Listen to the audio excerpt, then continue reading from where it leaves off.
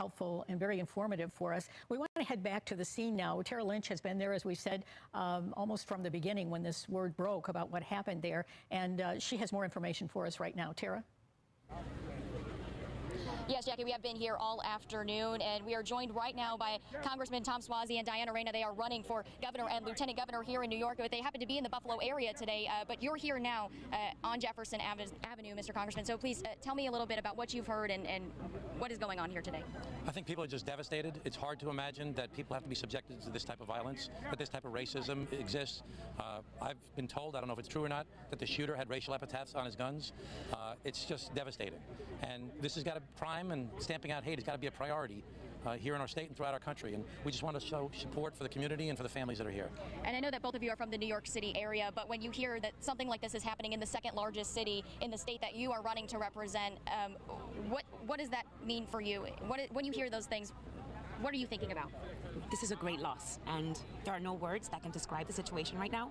This is exactly what divides country, and this is the time when we have to stand by one another and be strength and pillars of strength for others who are experiencing what is crime at the closest level. I can never have imagined that we were visiting Buffalo today and that this would have happened. Our hearts go out to the families, to the victims, to the community, to law enforcement. This is exactly what we have to start fixing together. This kind of hate is what is destroying America. And both of you are running for the state's highest and second highest office here. We're seeing crime uptick in your area, New York City. We're seeing it here in Buffalo. We're seeing it in Elmira, New York, a smaller city. State. So what do we do about that? You know, since day one, we have said that crime has got to be the #1 priority of what the state is dealing with right now. And when you add the fact that this was a violent gun crime and that it seems like it was a racially motivated crime, this can't be an afterthought.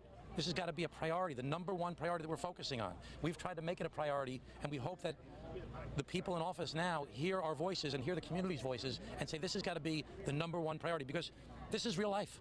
Families are suffering right this minute. They're devastated right this minute because their loved ones' lives have been taken away from them. And we cannot treat this as an afterthought. When you say we can't treat it like an afterthought, it sounds like you want to take a proactive approach. How do we be proactive in terms of the gun crime here in New York State? We have to get the guns off the street. We have to support the law enforcement's efforts to get guns.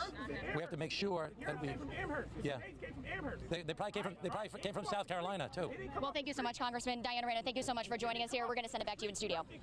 You can hear tensions there at the scene. This is just so many emotions flooding out there. We have Mike Hughes on the line, and Mike Hughes is with Kaleida Hospitals. Mike, are you there? Yep. Good evening, guys. Hello. And can you tell us, do you have any of the victims from this tragedy at the Kaleida Hospitals? We don't. Buffalo General Medical Center and Children's Hospital are about 1.5 miles from the shooting scene. So obviously when we first heard the news, we activated our teams to make sure we were prepared. Unfortunately, there were only 2 transports. Both went to ECMC. So, at this point, we don't have any transports. Wait a minute, Mike. This is new information. When you say 2 transports, we have been hearing multiple people wounded. Are you saying only 2 people were wounded and taken from that scene? That's the reports we have at this point. Obviously, this stuff is still kind of unfolding, but at this point, we have been told that 2 have gone to ECMC by ambulance. Now, there may have been others that have gone by car. I'm just talking about officially by ambulance. Nobody has walked into Buffalo General or Children's, nor have they transported by ambulance to Buffalo General or Children's. So, again, some have gone by ambulance, but some others may have gone by car. Oh, that is really shocking news and disturbing news. If only 2 wounded people were taken from the scene still alive there. Mike, could you talk about the preparations that Kaleida Health Hospitals that they are taking in terms of perhaps maybe support for other medical facilities right now? Yeah, the medical campus is only 1.5 miles away from the shooting scene, and there's a couple of the 33. Okay, did we lose Mike? Did we lose you? All right. Well, what we found out there is that no other victims at the Kaleida Hospitals here. 2 wounded and taken to ECMC. Overall, now I'm being told 13 people shot, 10 of them are dead. This is just such a dark day.